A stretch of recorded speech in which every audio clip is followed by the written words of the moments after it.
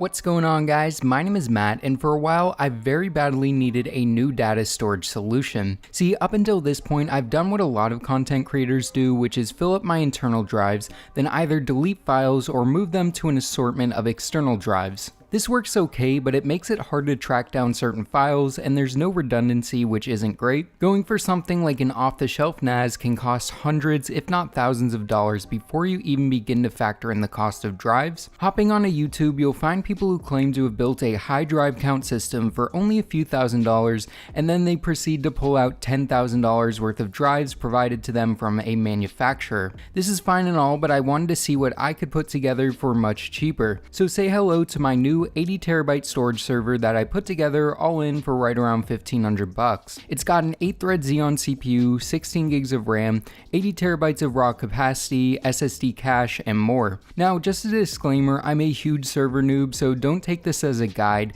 and actually there is a bit of a glaring issue with the hardware selection in the system, which I'll talk about later in the video. So the idea for this server all started when I saw a craft computing video on a 1U 12 drive server that cost under 150 bucks. This seemed like what I was looking for, and I kept coming back to this video until I decided to track one of these down and purchase it. Going onto eBay, I found a number of these Chenbro NR12000 servers with various configurations. After some deliberation, I landed on purchasing this one for $120 with free shipping. This server had pretty much everything I needed besides RAM and drives. I ordered this one, and a week or so later a box landed on my doorstep. Opening it up, I found the surprisingly compact system suspended in a bunch of closed-cell foam. This made me super happy to see that it was so well packed. Pulling out of the box, the only other thing I found was a power cable, and pulling it out of the foam, I was ready to open it up for the first time. Loosening this thumb screw right here allows the huge top panel to slide forward, then be pulled off. Inside, you can see around 40% of the space is taken up by the server components, and then the whole other section contains mounting spots and cables for up to 12 3.5-inch drives. In terms of core specs, the CPU this came with is the Intel Xeon E3-1230V2.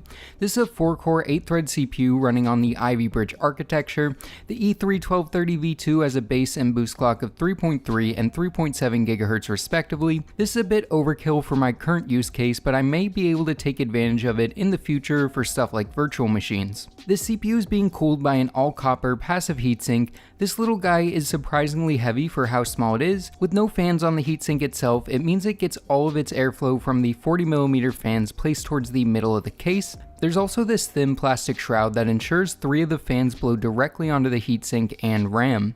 The motherboard the system uses is on the LGA 1155 platform and is made by a company called Tyan. It has 4 RAM slots, a bunch of PCIe slots which aren't that important because of the system's 1U form factor, but would be good in a more standard thickness case. The I/O on this board is 4 USB 2 ports, dual gigabit Ethernet ports, an IPMI port, VGA, serial, and a UID LED button. This isn't great for a normal system, but for a server, this selection of ports is fine. The real feature of this board that makes it perfect for this use case is the 14 built-in SATA ports. This allows all 12 of the main drives to plug directly into the motherboard, leaving 2 more open for extra cache drives or even redundant OS drives depending on the configuration you go with. Powering the system is a 400 watt 80+ gold rated Flex ATX power supply. This unit is purpose built for a server like this with tons of SATA power connectors. One downside of this server is that it doesn't have redundant PSUs, but that's fine for me. Now there are 13 total SATA power and data cables pre-run to each of the 12 drive slots and one to a 2.5-inch slot for an OS drive. What's really nice is they're all labeled, which is amazing for troubleshooting and finding a problem drive within the array. This labeling can 100% be done in any system, but having it pre-done saves a ton of time, and for a noob like me it's extremely helpful in keeping a project like this from being overwhelming. All these parts are in the 1U enclosure, which is pretty compact considering how much hardware can fit in it. With the server picked out and received, I could start figuring out and ordering other parts. For a system like this, you ideally want ECC memory, but unfortunately this doesn't support registered ECC memory. Because of this, I hopped onto eBay looking for a RAM kit that would fit my needs and budget. What I ended up getting was 4 4GB sticks of Crucial unbuffered DDR3 RAM running at 1066 MHz. These 4 sticks cost a total of around $43, which is an okay deal for unbuffered ECC RAM. 16GB is an adequate amount, especially for the configuration I ended up with, and luckily they installed and worked flawlessly in this system. With RAM picked out, all that was left to do was purchase drives. I did a bunch of thinking and planning to get drives and was waiting for good deals on higher capacity drives, but with the looming possibility of a drive shortage due to Chia mining, I eventually decided to pull the trigger on 10 8TB external Seagate drives. See, normally you would buy standalone drives, but believe it or not, it's cheaper to buy the external versions and take the drives out of them. This practice is known as shucking and is very common within the data hoarding community. Again, I originally wanted to get something like 12 or 14TB drives, but I couldn't find a good enough deal, so again purchased 10 8TB drives at an average of $125 each. This totals to $1,250 spent on mechanical drives for the array. I also purchased a 500GB SATA SSD to be used as a cache drive. This is the Crucial MX500, which is a good quality SATA drive, and I'll be explaining more details about using it as a cache drive later in the video. With all the drives in hand, I could begin shucking. Opening up the packaging on one of these drives, I found the drive itself, some paperwork, a USB cable, and a power cable. I started by taking each of the drives out of their packaging and plugging them in to ensure they powered on and reported normal functionality. Once this was done, I could begin opening them up. One thing to note is that taking the drives out of the casings does void the warranty, but these drives are much cheaper than their standalone counterparts, so you have to decide for yourself if the cost saving is worth it or not. To get into these enclosures, you need to start by wedging something super thin like a razor blade into the seam like this.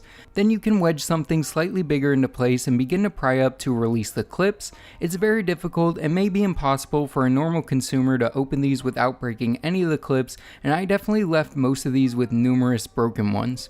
With the top popped off, I could then do a little prying to get the drive out, then I could pull off these rubber shock mounts and unscrew these metal pegs. With that done, I could unpeel this metal foil, flip it over, remove this screw, then remove this board. This little board is just a SATA to USB adapter, and I may save these to use in the future. With one drive done, I then had to repeat the process 9 more times, and here's a little time lapse of me doing it.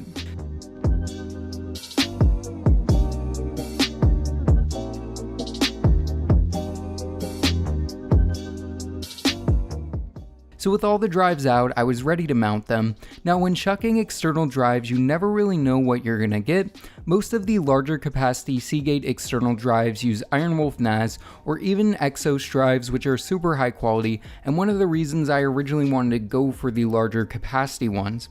Inside of these 8TB external drives were 10 Seagate Barracuda Compute ones. These are model number ST8000DM004. And I got these for about $30 less per drive compared to buying these standalone drives, meaning I saved around $300 buying them as external ones. This is when I came to a very important realization. These are actually SMR drives. SMR, or shingled magnetic recording, is an inferior and outdated design which is very unideal for certain use cases, but with them all shucked, I had to proceed with the build, and in the end it worked out fine for my use case, which I'll explain in a minute. To mount these, I needed a few things that didn't come with the case. I needed these little rubber gaskets that I got off of Amazon, and some 6/32 bolts that I got from my local hardware store. The gasket slips over the bolt, then one is secured into each of the 4 bottom mounting holes on the drive. I installed 4 into each, meaning 40 bolts and 40 gaskets total. The first one was brought to mount number 1. The SATA data and power was plugged in, it was lowered down, and then slid back to secure all 4 gaskets into place. With the first one done, all I had to do was install the other 9 drives one at a time into mounts 2 through 10. With that completed, the last component I had to install was the cache drive, which is in mount 11 and currently not secured, but I will probably mount it with some double-sided tape in the future. With that done, I need to decide what kind of OS and file system I'd be using with this. I originally debated between TrueNAS Core with a ZFS RAID Z2 file system, but because of the way ZFS stripes data across the array, my research shows that SMR drives would not be good to use in that kind of setup. This made the choice to use Unraid much easier. Now, Unraid is paid software, but it's ridiculously easy to set up and gives a good alternative to RAID or ZFS, which are the more common options for a file server like this.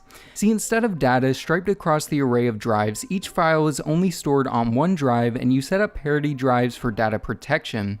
This means accessing files only requires one drive to spin up, making for a quieter, more power efficient, and less drive stress intensive setup. While this does all sound great, it comes with the caveat of having much less performance when compared to a RAID 6 or ZFS RAID Z2 setup. With normal write speeds of around 30 megabytes per second, it can be painfully slow to transfer files. With that being said, that's where the cache drive comes in. When transferring files to the server, they first go to the cache drive at a faster rate, then at a later time, say in the middle of the night, you can use a mover script to transfer them automatically to the array.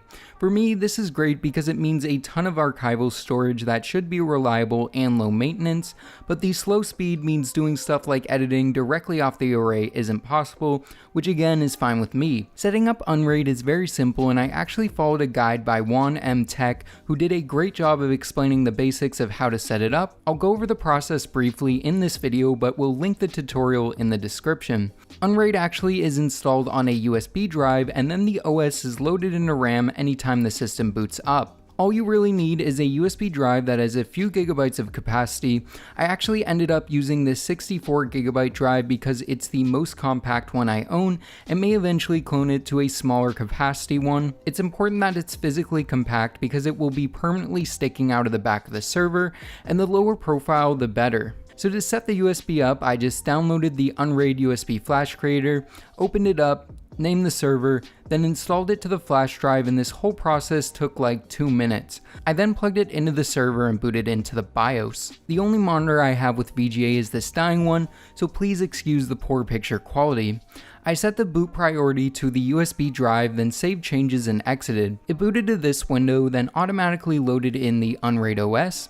It did an initial setup, then provided an IP address to access the server remotely from any web browser connected to the same network. I then went into my browser and typed in the IP address that was provided and was brought to this page. The Unraid version I need will be $90, but I just started out with the trial to make sure I liked it. I then proceeded to assign the first 2 drives as parity drives, the other 8 as part of the array, and the SSD as cache.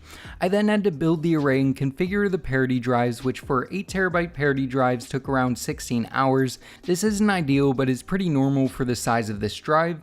Then I formatted the drives in the array, then set up a root password, created a share folder that I will access over the network, created myself a user account that can read and write to the share, and finally mapped the network share to my file explorer. Once that was done, I had access to the full array. Once parity drives were taken into account along with the overstatement of size by drive manufacturers, I was left with around 58 terabytes of capacity. This amount of storage should last me a minimum of 2 years and likely at least 3. Getting back to the drives used, SMR drives have their major downside in rewrite performance from my understanding, so if you're constantly adding and deleting files to the server, it's definitely not ideal, but anything I put on the server will more than likely never be deleted, which means this problem shouldn't affect me. Again, if you're doing a project like this, try and avoid SMR drives and go for CMR instead. All in all, for around $1,500 in hardware, this 80TB storage server is pretty sweet in my opinion, but I'm very interested to hear your thoughts on it in the comments below. I'm a server noob like I said before, so if there's another way you think I should configure this, or certain plugins or features I should enable, let me know. All the parts and resources mentioned in the video will be linked in the description. If you guys have any questions, I'll try and answer as many as I can. So yeah guys, I think this wraps this video up. I hope you guys enjoyed it. If you did, make sure to give this video a thumbs up and consider subscribing. And as always, this is Matt from Tech by Matt, signing out.